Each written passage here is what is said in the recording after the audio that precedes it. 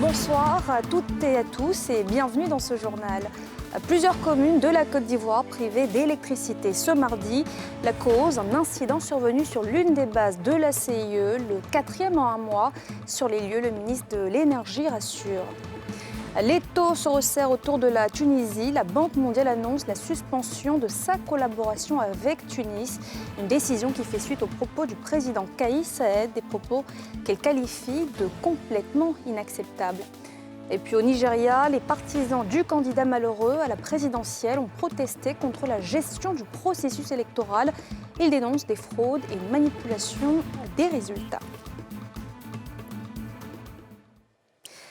Que s'est-il passé ce mardi? Plusieurs communes de la Côte d'Ivoire ont été privées d'électricité. Une perturbation due à l'incendie d'un transformateur sur l'une des bases de la CIE à Vridi. Sur les lieux, le ministre de l'Énergie rassure tout en faisant des précisions. Le reportage de Salif Alekwe et Tanguy Kona. Évacuez. Tôt ce mardi, l'un des transformateurs du poste 225 kV de la CIE, compagnie ivoirienne d'électricité, a pris feu, entraînant une perturbation du réseau électrique à Abidjan et dans plusieurs autres parties de la Côte d'Ivoire. Pour mieux s'imprégner de la situation, le ministre des Mines, du Pétrole et de l'Énergie, Mamadou Sangafo Koulibaly, s'est rendu sur les lieux du sinistre. Une réunion de crise avec tous les acteurs. Aujourd'hui, nous avons eu un incendie ce matin, intervenu sur un ouvrage à ce poste de Vridi. Monsieur le ministre est venu s'enquérir des conditions de cet incendie. Cela fait suite à un incident hier soir que nous avons pu constater, du fait entre autres d'un bâtiment construit sur une ligne où il ne doit pas être construit normalement, donc ce qui perturbe le bon fonctionnement du réseau. Et donc ce sont des incidents qui arrivent. Ce qui est regrettable, c'est que c'est un tel impact sur les populations. Et nous sommes tous mobilisés pour vraiment trouver des solutions avec l'ensemble des acteurs du secteur pour vraiment réduire le plus possible la gêne pour les Ivoiriens, pour qu'ils n'aient plus à connaître ce type de problème. Malgré les incidents récurrents, le ministre en charge de l'énergie rassure. C'est vrai que sur les 4 derniers incidents que nous avons connus jusqu'ici, l'origine, pour la plupart, est d'origine accidentelle. Il faut le dire. Mais ce sont des situations qui sont anticipées. Dans tous les réseaux au monde, il peut y avoir des accidents. La question, c'est quand il y a un accident, comment le réseau réagit par rapport à cet accident. La première des choses, c'est de sécuriser l'outil de production. Et pour cela, on a un plan de défense. Je suis venu m'assurer que le plan de défense a fonctionné encore très bien cette fois-ci. La deuxième chose importante à souligner, c'est dans quel délai on reprend les clients. Et de ce point de vue, une fois que vous êtes sûr que la production est là, il faut maintenant faire en sorte de la reprendre le plus tôt possible en fonction de la nature de l'incident. Là aussi, je me réjouis de savoir que vis-à-vis des contraintes que les équipes techniques ont eues, ils ne pouvaient pas faire mieux que ça et la reprise continue et je puis assurer que tout le monde sera repris parce que l'appareil de production est resté intact. Pour ce qui est de cette période de chaleur, nous avons eu des réunions préparatoires pour nous assurer que l'offre sera suffisante. Et je peux dire aux Ivoiriens qu'on a suffisamment d'offres en termes de production d'énergie pour satisfaire la demande. Le 27 février dernier, un autre incident était survenu sur le réseau électrique. Selon la CIE, avait endommagé les conducteurs de haute tension, entraînant également la perturbation de l'électricité. La Tunisie perturbée aussi après la déclaration de la Banque mondiale. Elle annonce la suspension de sa collaboration avec Tunis, une décision qui intervient suite aux propos du président Kais Saied sur les migrants subsahariens illégaux. Les précisions de Timé Danger. La pression internationale pour amener les autorités tunisiennes à revoir leur copie sur la politique migratoire du pays ne faiblit pas. Après le communiqué de l'Union africaine, la Banque mondiale donne elle aussi de la voix. Dans un communiqué adressé à ses équipes pays, David Malpass, président de l'institution financière internationale, juge complètement inacceptables les propos du président tunisien Kais Saied. Des propos qui ont entraîné une poussée raciste dans le pays. La sécurité et l'inclusion des migrants et minorités font partie des valeurs centrales d'inclusion, de respect et d'antiracisme de la Banque mondiale. Les commentaires publics qui attisent la discrimination, les agressions et violences racistes sont complètement inacceptables. Compte tenu de la situation, la direction a pris la décision de mettre en pause l'accord de partenariat et de retirer du calendrier la revue du conseil d'administration, prévue initialement le 21 mars, est reportée jusqu'à nouvel ordre. La Banque mondiale menace de geler son programme en Tunisie jusqu'à la cessation des violences anti-migrants subsahariens. Ce ton ferme vis-à-vis des autorités tunisiennes est également exprimé par les États-Unis d'Amérique. À l'occasion d'un point de presse, le porte-parole du département d'État américain, Ned Price, a fait part des préoccupations profondes des États-Unis concernant les commentaires du président Saïd et a appelé à respecter ses obligations au regard du droit international en protégeant les droits de réfugiés, demandeurs d'asile et migrants. L'ONU, par la voix de Stéphane Dujarric, porte-parole du secrétariat général, a dénoncé sans réserve tout commentaire xénophobe et raciste ayant pour but de nourrir la haine raciale. Depuis plus d'une semaine, la Tunisie est en proie à des violences orientées contre les subsahariens vivant dans le pays. Ces subsahariens sont estimés à un peu plus de 21 000 personnes, en majeure partie en situation irrégulière. Depuis plus de 50 ans, il est interdit d'uriner dans l'espace public en Côte d'Ivoire. Pourtant, les voies dans le pays constituent pour beaucoup encore des toilettes à ciel ouvert. Pour lutter contre ces incivilités, la brigade d'assainissement et de salubrité est sur le terrain. Nikema Moussa et Fulgence Kissiedo l'ont suivi durant une journée. Reportage. Il est interdit d'uriner dans l'espace public, et ce depuis la loi portant code de l'hygiène publique de 1969. Une loi qui semble être peu connue ou pas du tout. Au moins s'il y a un panneau, puis j'ai fait exprès, je suis venu, il y a le panneau, puis je n'ai rien dit, je suis venu, j'ai fait ça, ils l'ont ici dans l'erreur. Pour faire respecter cette mesure, la brigade de l'assainissement et de la salubrité veille au grain. Chaque jour, ce sont plusieurs personnes qui sont interpellées pour avoir enfreint cette loi. Ouais. Bon, par jour, on peut interpeller une vingtaine de personnes par rapport aux urines. On leur dit tout de s'approcher des trucs, comme on appelle, des stations et autres. Et puis il y a les douches publiques aussi qui peuvent aller là-bas. Bon. Tous ceux qu'on croise qui sont en train d'uriner ou bien le fait de jeter les ordures dans la rue, on les interpelle. On n'a même pas besoin de mettre de panneaux, nous on sait qu'on ne doit pas uriner. Les contrevenants évoquent quant à eux un manque d'informations et surtout de toilettes publiques pour se soulager. Il n'y a pas de toilettes à Cocody ici. Donc, c'est les coins comme ça, nous, on vient se soulager. Il n'y a pas de sensibilisation et puis on vient nous prendre brusquement quand chacun doit payer timide. Je viens à la colline, je garde, je vais uriner, je vois que mon frère il a fait un discours. J'écoute bien le discours, il me dit non, que non, on verbalise parce qu'on doit uriner. Bon, je garde ça 6 mois, j'urine 6 mois ou bien je fais comment? Franchement, dit c'est chaud 6 mois. Hein. Je suis en train de parler au micro, mais c'est chaud. S'ils veulent, ils peuvent mettre des latrines là. Là, si on arrive comme au plateau, on gare, on vient, on rentre dans les latrines, on peut payer au moins 50 francs. Mais les responsables de la brigade de salubrité sont clairs, nul n'est censé ignorer la loi. Le commissaire Théé dénonce plutôt un manque de responsabilité des contrevenants. Ce n'est pas une nouvelle mesure, si vous voulez, c'est une mesure qui existe depuis longtemps. Nous évoluons sur plusieurs thématiques. Et à mesure qu'on évolue, il y a des thématiques qu'on essaie de relever dans les opérations de sanction de certains comportements qui portent atteinte à la salubrité. Donc maintenant, nous parlons, il est question de réprimer les personnes qui urinent sur le domaine public. C'est un décret qui date de 1969, qui sanctionne certains comportements qu'on qualifie de contravention. Donc, dans le cas d'espèce, nous nous trouvons dans une contravention de première classe. L'amende part de 1 000 francs à 10 000 francs. Ça peut arriver qu'on soit pris d'une incontinence, c'est une maladie. Mais il y a toujours un endroit où on peut se soulager.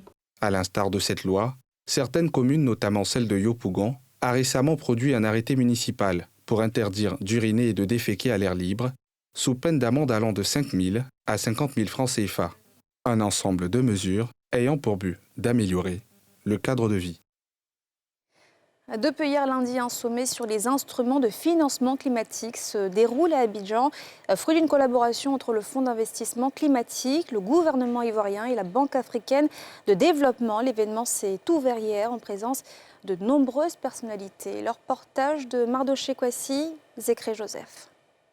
17 pays africains ont bénéficié de l'appui du Fonds d'investissement climatique ces 15 dernières années à travers son plan d'investissement forestier. En Côte d'Ivoire, cet appui se matérialise à travers le projet d'investissement forestier et le sous-projet dénommé Don aux communautés riveraines et peuples autochtones.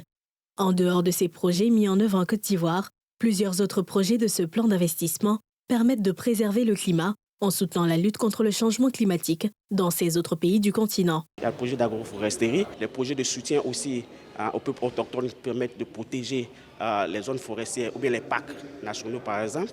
Aussi, il y a des projets qui soutiennent les femmes, les populations rurales à protéger les forêts. Donc il y a tout un assemblage de projets et de réalisations qui ont été faites autour des 15 dernières années. Donc nous venons ici véritablement pour célébrer cela et permettre aussi aux différents pays qui sont les pays clés du CIF d'apprendre de toutes ces leçons qui sont partagées et de pouvoir promouvoir et mettre ça à l'échelle à leur niveau. Pour la Côte d'Ivoire, ces projets ont permis au gouvernement d'enclencher plusieurs programmes pour la réduction des gaz à effet de serre, la préservation de l'environnement et la lutte contre la déforestation. Après la phase de préparation à la RED+, le Fonds d'investissement climatique a soutenu la Côte d'Ivoire pour le financement des phases 1 et 2 du programme d'investissement forestier et du don aux communautés riveraines pour un montant global de 177 millions de dollars US.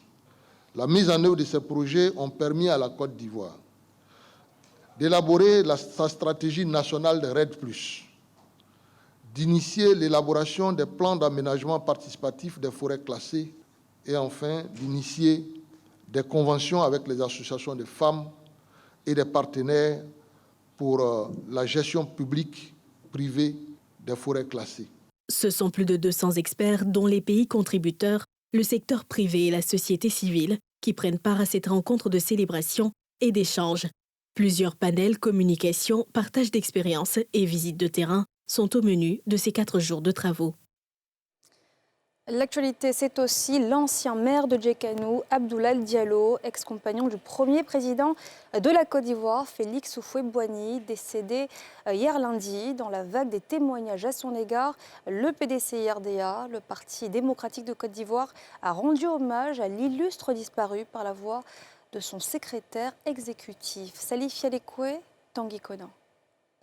Abdoulaye Diallo, ex-chargé de mission de l'ancien président ivoirien Félix Houphouët-Boigny, est décédé lundi 6 mars 2023 à l'âge de 95 ans à Abidjan. Fidèle compagnon de Félix Houphouët-Boigny, le patriarche Abdoulaye Diallo, cadre du PDCI, Parti démocratique de Côte d'Ivoire, a été pendant 33 ans maire de Djekanou, une localité située dans le centre de la Côte d'Ivoire, à quelques kilomètres de Toumoudi. Le PDCI-RDA pleure un militant multidimensionnel. Depuis quelque temps, nous assistons impuissants au départ de nos anciens. Oui, Abdoulaye Diallo, il était chargé de mission du président Houphouët-Boigny. Et jeune, nous l'avons côtoyé. Il m'a donné beaucoup de conseils. Et depuis ce jour, nous avons eu une proximité. Il m'estimait très bien. Et tous les jeunes, toutes les personnes de notre âge au PDCI, nous le lui rendions très bien.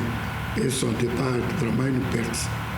Parce que c'est une bibliothèque, il sait beaucoup de choses et dans les situations, il a toujours donné un point de vue et c'est une personne très modérée que nous perdons. C'est une grande perte pour le PDCI-RDA. Un homme de consensus, un homme de médiation, ça veut dire beaucoup de choses.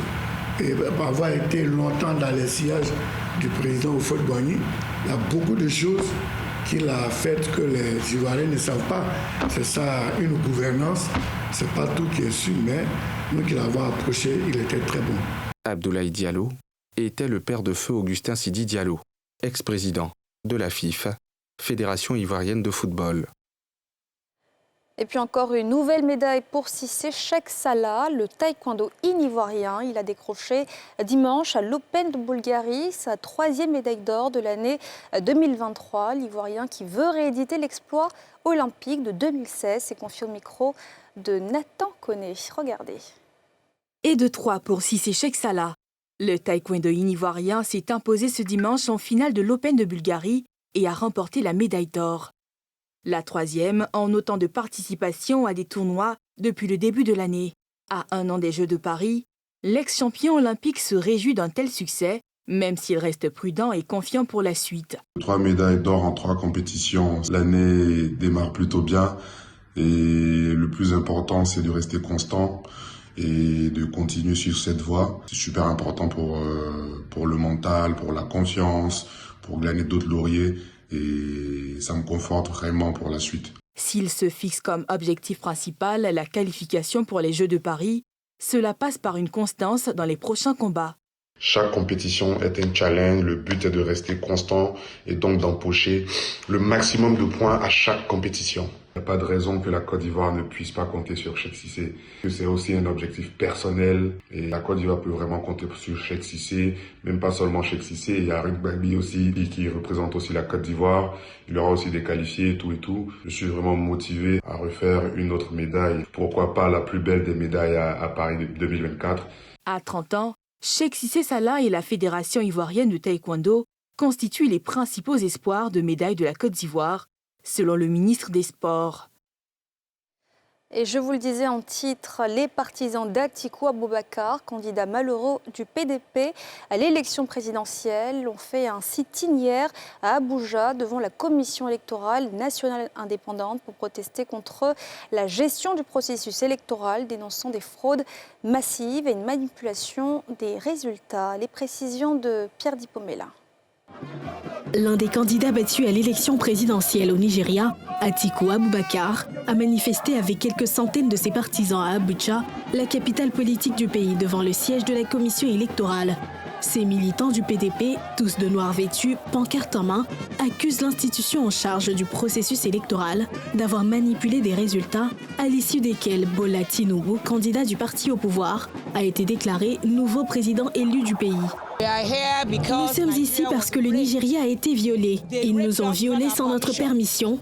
Ils ont pris notre mandat. Ils doivent nous le rendre.